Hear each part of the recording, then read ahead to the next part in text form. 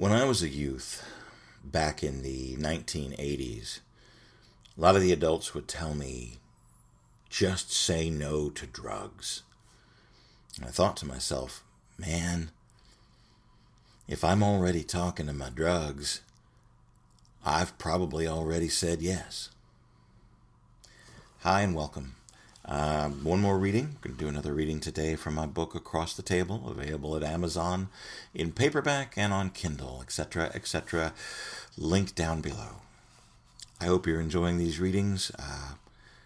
You can purchase the book and read for yourself, or you can listen to me ramble through them.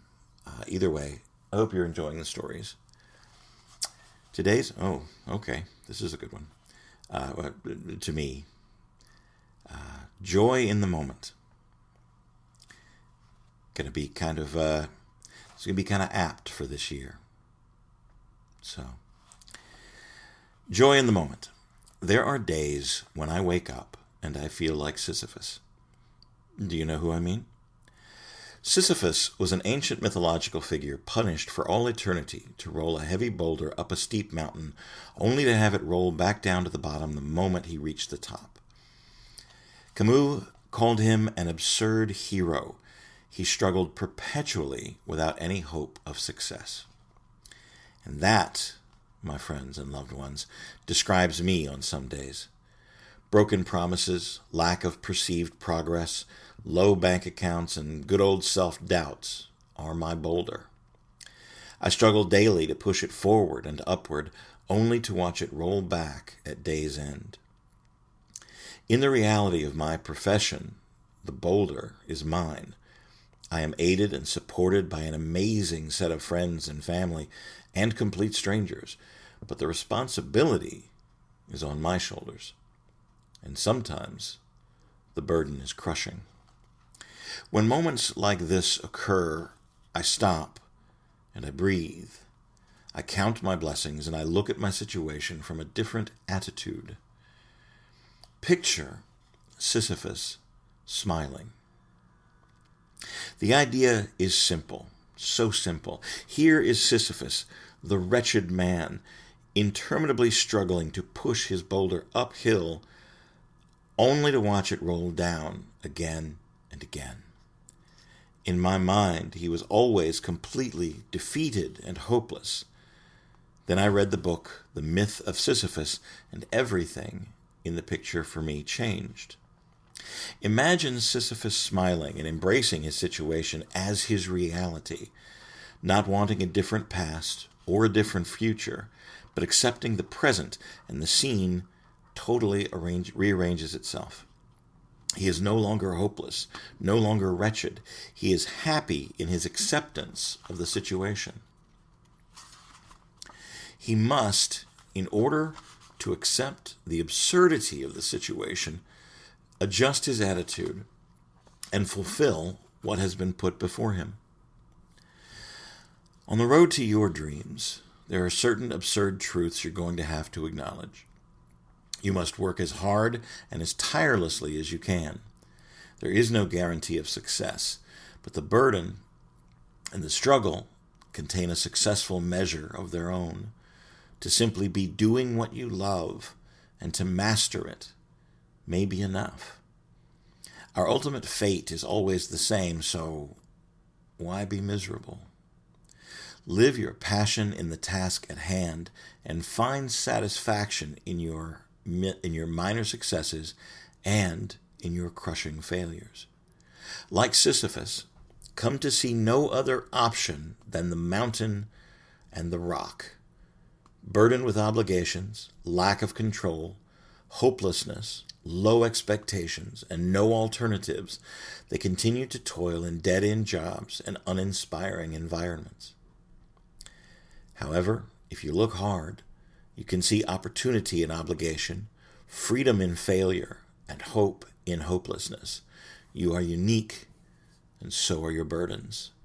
Keep shouldering on, and be thankful for the journey. This year has been particularly difficult, especially for someone who whose home is on the stage and the stages are all closed. But I am doing my darndest every day to find joy in the moment that I'm living in. I will not tell you that it's easy. I will not tell you that it is always satisfying. I will not tell you that I fail more often than I succeed, though I do. But I do find the moment, and I do find the contentedness that I deserve in the moments that I can cherish. I don't have easy solutions. Moving on from this particular time and place and the things that have happened is going to take difficult decisions and difficult actions. But I believe in love, and I believe in the triumph of the human spirit. Tomorrow is, this week, because it's ambiguous on the day I'll release this, I'm not entirely sure, but this week is election week here in America. I do realize that there are people all around the world who watch this, and that blows my mind. It's our election week, and there are choices that need to be made. I'm not going to tell you what to do, except to say, vote. Vote. Exercise your right to cast your vote. Open your heart. Look at love. Look at kindness. Look at... There aren't great choices here, but there are choices to be made, and lives depend on it. I'm not exaggerating. Lives depend on it, on you and your vote. Think about it. Search your heart. Cast your vote. When the votes are counted and a decision has been made, no matter what the outcome, do not stop loving. Do not stop being kind. Do not look around for the nearest weapon.